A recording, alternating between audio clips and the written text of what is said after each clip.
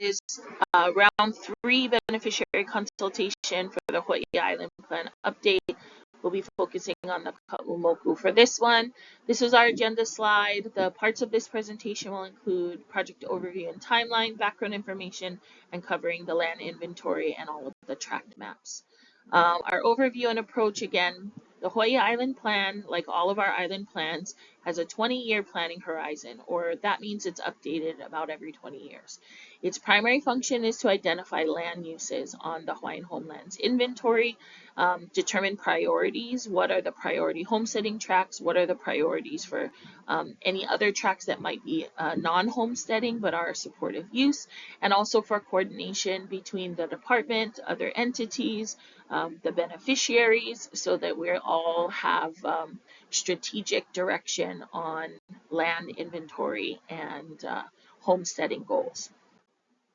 This is our planning system. General plan up at the top is a statewide policy framework updated every 20 years. You see the island plan right there. Again, in the tier 2 plans, updated about every 20 years. This island plan for Hawaii Island was last done in 2002, with a small supplement done in 2009 to capture West Hawaii lands that were added onto the land inventory after 2002 as a part of Act 14 and are now included in this update. If you'd like more information about the last Hawaii Island Plan, you can find it here. Same for 2022 General Plan update. This is our timeline. We are here, meeting number 3, and we'll be doing a comment period so that we can collect more comments and be able to finalize this plan. Here's some information about the process. You can pause to read more. Most important is how we utilize your comments and the information that you share with us. This is more information about how exactly we incorporate our beneficiary feedback. These are the tracts that are on Hawaii Island based on the 2002 and 2009 island plans. Shows how many acres we have in the various land use designation categories, as well as lands that were not assigned a land use designation previously. Either they were added on after or they were not captured in the previous plan. Covering land use designations, what are those? That's our equivalent of zoning. Here's a list of all the homesteading uses. So DHHL lands are split into 2 categories, either a homesteading use or a non-homesteading use. Homesteading uses are our priority. That's how we fulfill the mission. At the top in yellow is residential homestead lands. Residential homesteading lands pull from the residential waiting list, and they produce residential homestead lots. These lots are required to have a home on them, and size-wise are no more than 1 acre. Next down, you see subsistence agriculture. This is a newer category, small lot agriculture. This is no more than 3 acres. So between a half acre and up to 3 acres is the general size. You may put a home on this lot. You are not required to put a home on the lot. There are no financial qualifications in order for you to receive this lot. You are required to cultivate, but there's no metric of how much area you must cultivate in order to be in compliance with your lease. You also are not required to do a farm or business plan. Next down, supplemental agriculture. Large lot agriculture between 3 acres and up to 40 acres. In order to be in compliance, 2/3 of the usable area must be in full cultivation. You also must complete a farm plan or a business plan in order to be in compliance with your lease.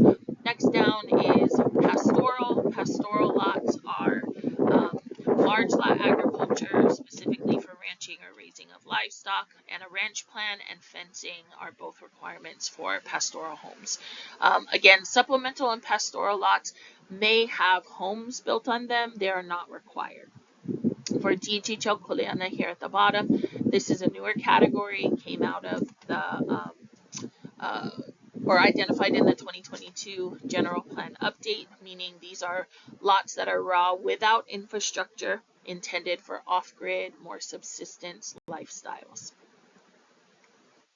Next, we have our non-homesteading uses. You can pause to read including the ones that have a star next to them. These are newer that were added with the update to the 2022 general plan. I will call your attention to renewable energy, which there are no lands identified for renewable energy in the Hawaii Island Plan update. That's based on beneficiary feedback asking that we not utilize this category on this island, and we have honored that request. Next, you see in brown stewardship. This replaces a previous category called general agriculture. When we updated the 2022 general plan, folks said the general agriculture land use category is confusing because most folks would assume, one, the lands are suitable for agriculture, which they are not. Some of these lands are actually all lava flow and are not suitable for most types of agriculture. And secondary, a lot of folks assume that if it's called general agriculture, then it would be suitable for homesteading use. But in fact, it's actually a non-homesteading category. So for that reason, the category was removed, general agriculture, and replaced with stewardship. We did not just replace all the lands previously captured by general agriculture. We did suitability analysis.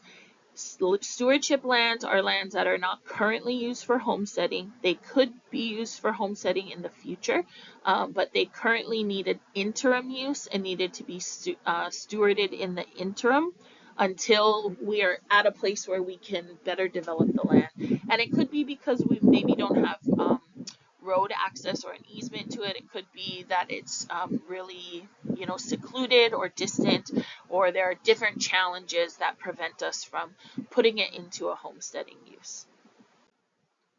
Okay, this is where we need your feedback to further refine the proposed land uses. What I'm going to be showing in this presentation is 3 maps. The first map is based on the 2002 Hawaii Island Plan or the 2009 Hawaii Island Plan update. For this one, it'll just be 2002 Hawaii Island Plan since it's all in the Ka'u Moku. The second map I'm going to show you is from the April Round 2 Beneficiary Consultation, and then the third map is where we are from that second round of beneficiary consultation and the comments that we received. Starting with Wailau, in 2002, it was 65 acres put into residential homesteading. We had gotten comments that there was a small section, about 2 acres, along the highway that should have been in special district. You can see it accounted for here. No changes between that time and this time. Next is Waiohinu in 2002, approximately 261.8 acres, all put into subsistence agriculture. The maps that we brought out in April show this 370 plus acre area that was actually added to the Hawaiian homelands in 2018, transferred from DLNR DOFA. The challenge with this, though, the reason why we're not currently homesteading it is because the title needs to be transferred, which requires the land board to take it to the legislature. Anyways, the area that you see here, 261.9 acres, still in subsistence agriculture, smaller lot agriculture. This larger area, once the title is transferred, we can do supplemental agricultural homesteading, which is larger lot from 3 acres up to 40 acres. You can see there's a 10-acre area in community use. That's to account for Hanaleo Lima Lahui o Ka'u and the 10 acres that they'll be utilizing for the Ka'u Hawaiian Cultural Community Center. Between round 2 and this one, round 3, you can see a 7-acre area that was identified also for community use. This is to account for a Native Hawaiian school or learning center campus based in Waiohinu.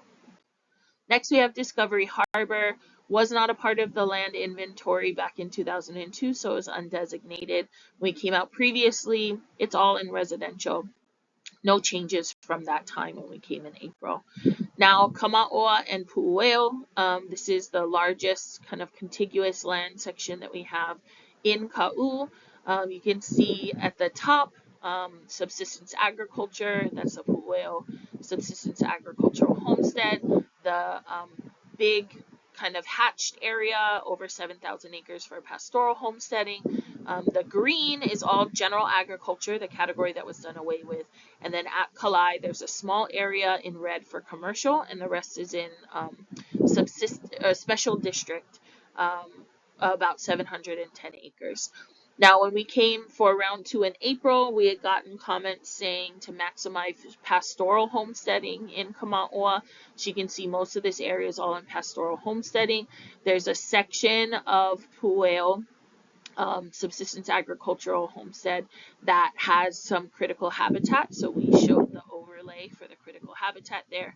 And then Kalai, a special district, has been expanded to include all of the coastal lands. So from 710 acres up to 1,500.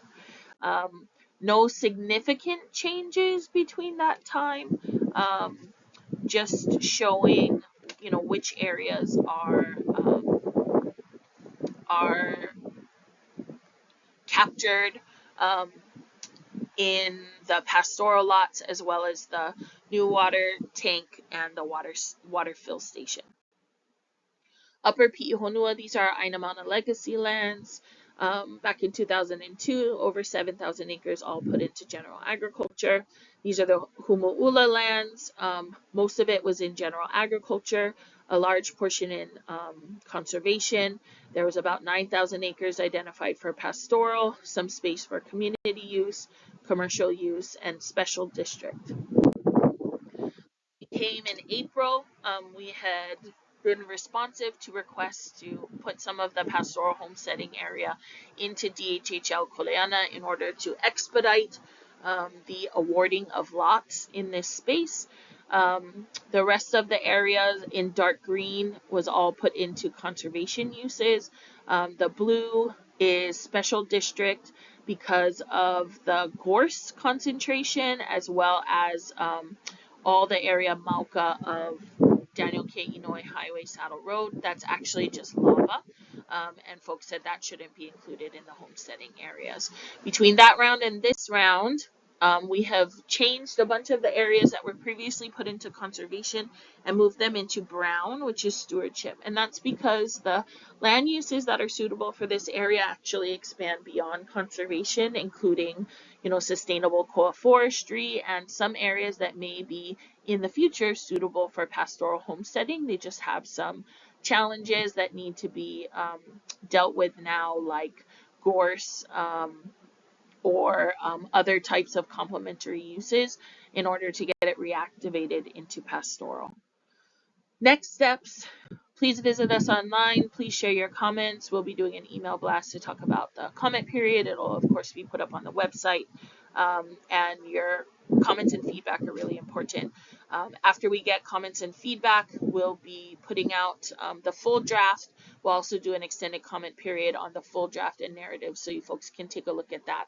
We won't be doing additional rounds of beneficiary consultation, but we will put the draft up online so that you folks can take a look at it. We can do another comment period, and of course we have to take it to the commission both in draft format and in final format in order to ask the commission to adopt it. Mahalo.